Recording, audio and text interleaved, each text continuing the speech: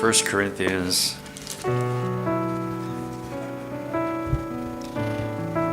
chapter 10 and verse 16. 1 Corinthians 10:16. 1 కొరింథీయులు 10వ అధ్యాయం 16వ వచనం. It says, "The cup of blessing which we bless, is it not the communion of the blood of Christ? The bread which we break, is it not the communion of the body of Christ?" Do you realize that there's a blessing as we take communion worthily? ఈ యొక్క బల్లను మనం సమీపిస్తున్నప్పుడు ఈ బల్ల ఆరాధన ఆచారం కంటే కూడా ఇది ఆశీర్వాదముతో నిండి ఉంది అన్న విషయాన్ని గ్రహించే స్థితిలో ఉన్నారా? There can also be death in the cup too. చూడండి, ఈ యొక్క బల్ల ఆరాధనను అయోగ్యునిగా తీసుకుంటే దాంట్లో మరణము కూడా ఉందని మన వాక్యం చూస్తాం. That was one of the big problems in Corinth. Many carnal Christians taking communion unworthily. చూడండి, కొరింథు సంఘములో, మనం కొరింథీయులకు రాసిన పత్రిక మనం చూస్తున్నాం.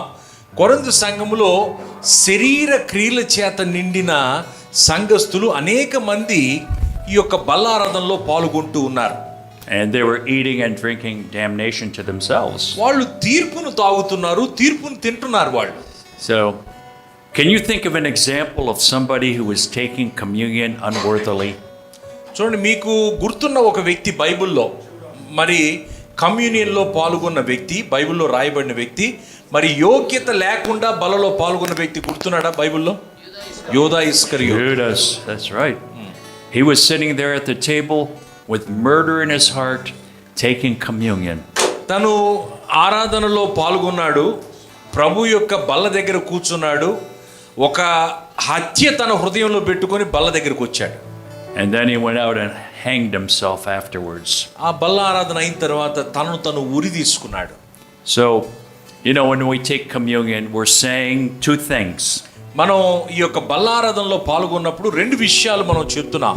When we take the blood or the cup which speaks of the blood, చూడండి, మనము ద్రాక్ష రసం తీసుకున్నప్పుడు అది రక్తమునకు సాదృశ్యమైంది, ప్రభు రక్తానికి. that's the vertical of the cross. అది సిలువ యొక్క ఆ నిలువు ఆ యొక్క కర్రకు సాదృశ్యమైంది. We're in right relationship with God. దాని యొక్క అర్థం ఏంటంటే మేము దేవునితో సరియైన సంబంధం కలిగి ఉన్నాం.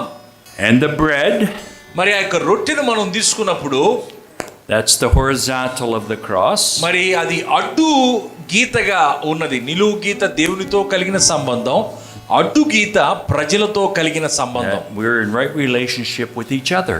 మేము మా సహోదరుని ప్రేమిస్తున్నాం, పక్కనున్న వారితో సరి అయిన సంబంధం కలిగి ఉన్నాం అనే దానికి సాదృశ్యం. And so there's great blessing in the cup.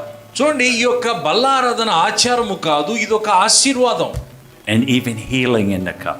ఆ యొక్క బల్లలో స్వస్థత కూడా ఉంది. So as we take communion this morning, let's believe God for his healing and for a blessing. Amen. చూడండి, ఈ యొక్క బల్లారాధన మనం సమీపిస్తుండగా స్వస్థత, దేవుని యొక్క ఆశీర్వాదము మన మీద కుమ్మరించబడుతుందని సిద్ధపడి బలను సమీపిద్దాం.